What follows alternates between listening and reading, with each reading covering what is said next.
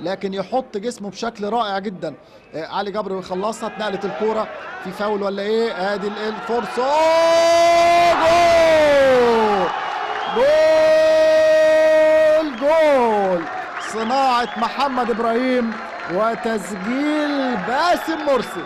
كم مره بيتكرر المشهد ده، كم مرة محمد إبراهيم يصنع الفرص لزملائه في الفترة الأخيرة. أخيرا محمد إبراهيم وباسم مرسي يكسروا حاجز الصمت في هذه المباراة. آدي محمد، مشي محمد إبراهيم، راح وتمريرة روعة لباسم مرسي، تمريرة حريرية هدية لباسم مرسي.